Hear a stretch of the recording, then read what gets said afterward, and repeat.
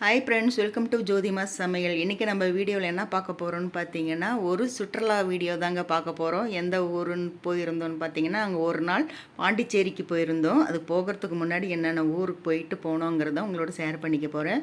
வீடியோவை ஸ்கிப் பண்ணாமல் பாருங்கள், லைக் பண்ணுங்கள், சப்ஸ்கிரைப் பண்ணிக்கோங்க. வாங்க வீடியோக்குள்ளே போகலாம். இப்போ நம்ம பார்த்தீங்கன்னா நைட்டு 11 மணிக்கு கிளம்பணும். போகிற வழியில் தான் முத்துமலை முருகர் கோயில். நாம் இந்த கோயிலுக்கு போகணுன்னு எத்தனை தடவை இந்த கடந்து நான் வேறு ஊருக்கெல்லாம் போயிருக்கேன். ஆனால் இந்த கோயிலுக்கு போகவே முடியல. பார்த்திங்கன்னா இந்த தடத்தில் போனதுனால நைட்டு இப்போ 1 மணி. நாங்கள் இந்த கோயிலுக்கு போகும்போது 1 மணிக்கு போய் நம்ம இந்த கோயிலுக்கு வந்து தரிசனம் பண்ணோம். இப்போ தான் இந்த கோயிலுக்கு பார்க்க முடிஞ்சது என்னால். நல்லா அழகாக இருந்தது முருகர் கோயில். ரொம்ப ஃபேமஸான கோயில் இந்த முத்துமலை முருகர் கோயில். ரொம்ப உயரமாக இருக்கும், பார்க்குறதுக்கு நல்லா இருக்கும். நிறையா சுற்றுலா பயணிகள்லாம் வருவாங்க. அப்புறம் நைட்டு ஒரு ரூம் எடுத்து தங்கி அதில் வந்து நம்ம குளிச்சுட்டு ரெஃப்ரெஷர் ஆகிட்டு கிளம்பிட்டோம். பக்கத்தில் பார்த்திங்கன்னா எங்கள் தங்கச்சியோட பிள்ளைங்க தான் இவங்க. அவங்களையும் கூட்டிகிட்டு போயிருந்தோம். இது வந்து எங்கள் ஃப்ரெண்ட்ஸோடு சேர்ந்து நாங்கள்லாம் போனது. யோகா கிளாஸில் நம்ம கற்றுக்கிட்டு அவங்களோட எல்லாம் சேர்ந்து போனோம். இப்போ முதல்ல எந்த கோயிலுக்கு போனோன்னு பார்த்தீங்கன்னா மயிலை முருகன் கோயில். அந்த கோயிலுக்கு தான் போனோம். அதிகாலை 6 மணிக்கெல்லாம் அங்கே போயிட்டோம். நாங்கள் கோயில் கூட திறக்கல, அதுக்கு முன்னாடியே நாம் அங்கே போயிட்டோம். இடமெல்லாம் பார்த்திங்கன்னா சூப்பராக இருக்கும்.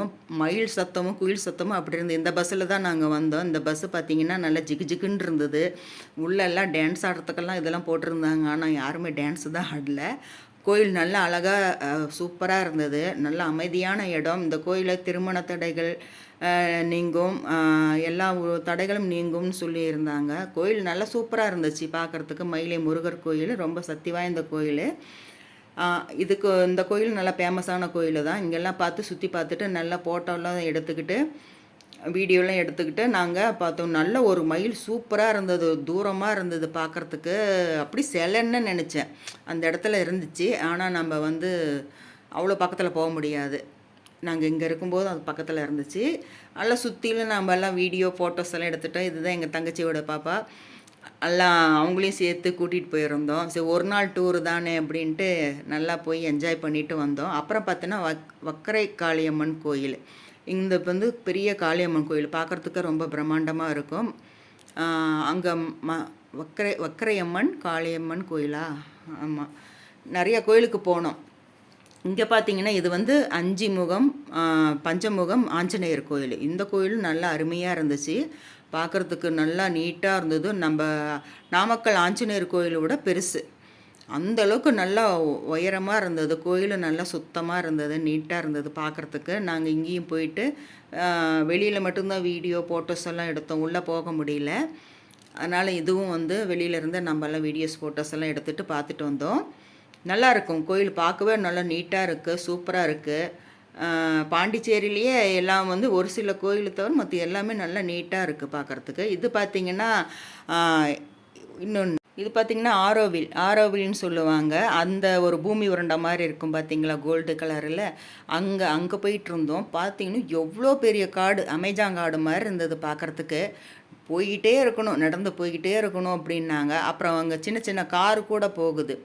உள்ளே வந்து காரில் கூட ட்ராவல் பண்ணலாம், நடக்க முடியாதவங்க, இல்லை என்னால் நடக்க முடியாதுன்னு நினைக்கிறவங்க போகலாம். அங்கே மியூசியம் இருந்தது பார்த்திங்கன்னா.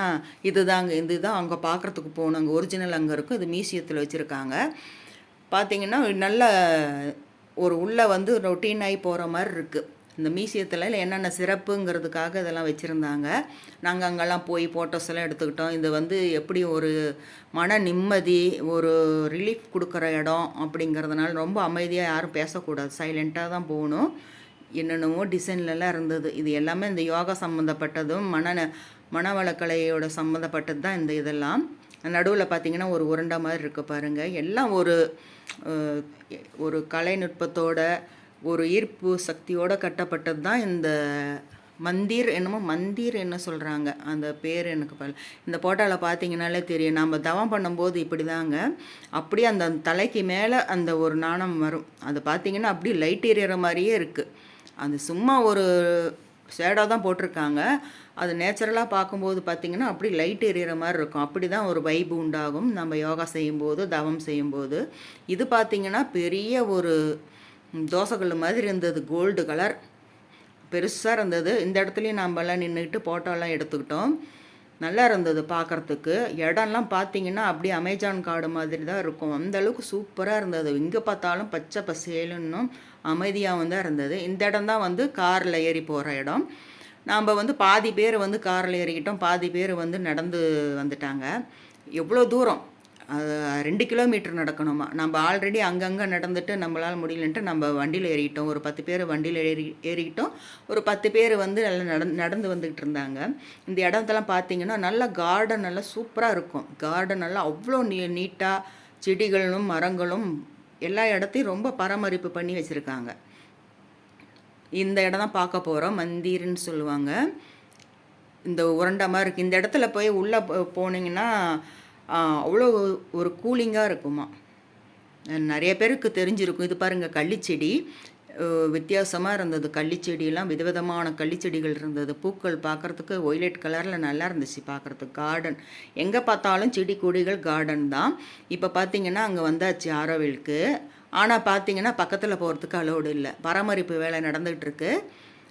சுற்றிலும் வந்து ஏதோ ஏரி மாதிரி கட்டுறாங்க. அந்த நடு சென்டரில் தான் அப்புறம் நடந்து போகிற மாதிரி வரும் போல இருக்குது. ஏதோ ஒரு நிறைய தண்ணி இருக்குது. அந்த பக்கம் ஒரு இடத்துல பில்டிங் இதுக்குள்ளே தான் முன்னாடியெல்லாம் அலோடு பண்ணுவாங்களாம்.